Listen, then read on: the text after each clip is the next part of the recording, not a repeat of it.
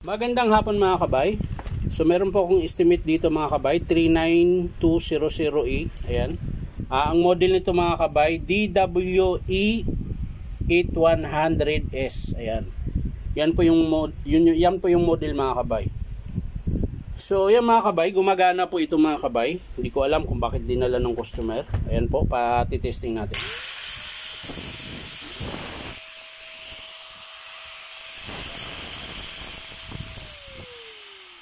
Gumagana siya mga kabay, wala siyang siklab. Hindi ko alam kung anong dahilan.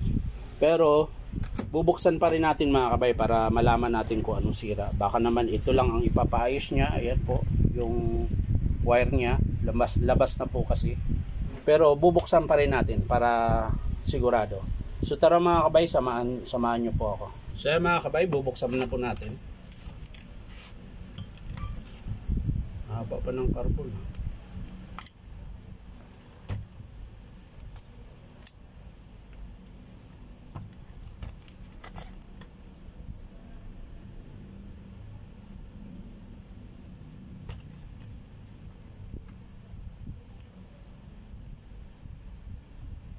So ayan, wala naman po akong nakitang sira. Ayan, wala po siyang putol.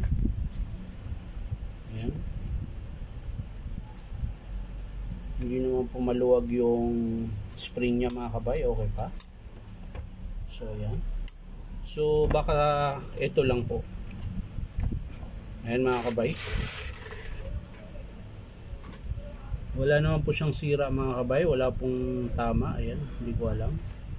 Baka dahil lang po dito sa yun natin yung pinion mga kabay, baka pulpul. So hindi rin mga kabay oh. Ayun, buo pa po yung pinion.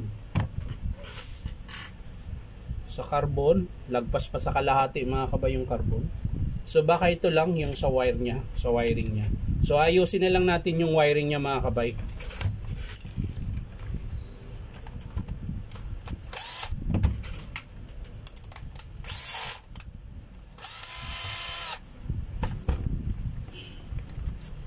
Ayusin na lang natin yan mga kabay. So ayan mga kabay, i-screw na lang po natin to. Yung cord protector, muntik na makalimutan.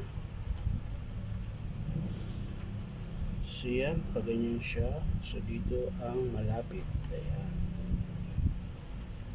yung screw. Sa mga gustong magpa-repair pala mga kabay, punta lang po kayo dito sa 530 T. Alonso, Santa Cruz, Manila. Ayan. Hanapin nyo lang po yung Powerman Hardware.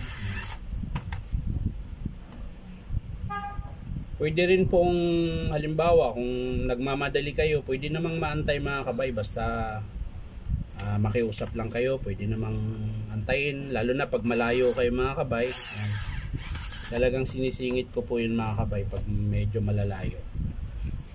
Pero kung marami talaga akong repair mga kabay, kung tambak, sa ngayon mga kabay hindi siya gaano, o konti lang po yung repair ko. Kaya kahit merong gustong sumingit, okay lang. So pag gusto nyo magpagawa mga kabay, punta lang po kayo dito.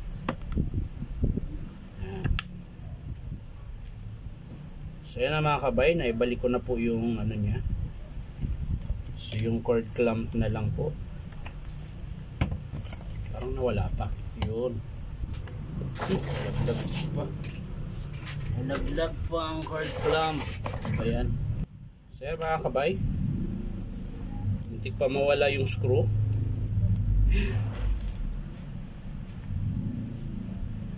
Kaloko.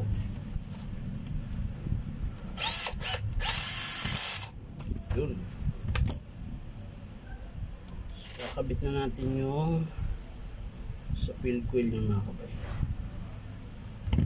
So yan mga kabay, okay na po. Babalik na lang po natin yung armature. Ayan po mga kabay, wala po siyang sayad. Ayan, kaya posible pong mag-iinit siya kung yun man ang dahilan ng kung bakit dinala ng customer. So babalik lang natin ito mga kabay.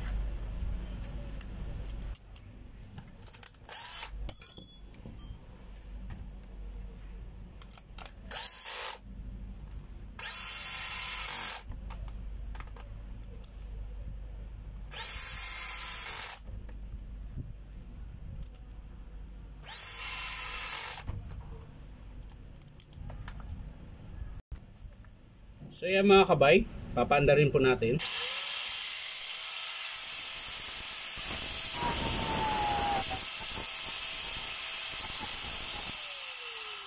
So wala po siyang siklab mga kabay, di rin naman po siya namamatay-matay.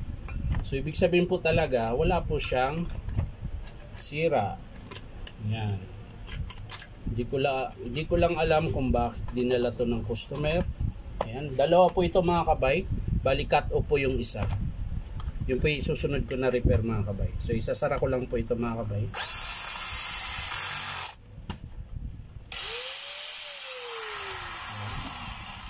So ito mga kabay, binuksan natin, wala pong sira. Bali ang inayos lang natin yung wire. Kasi nga po may punit siya rito. Ito nga meron eh oh. Ayan oh. Nga lang lalagyan ko na lang to ng electrical tape.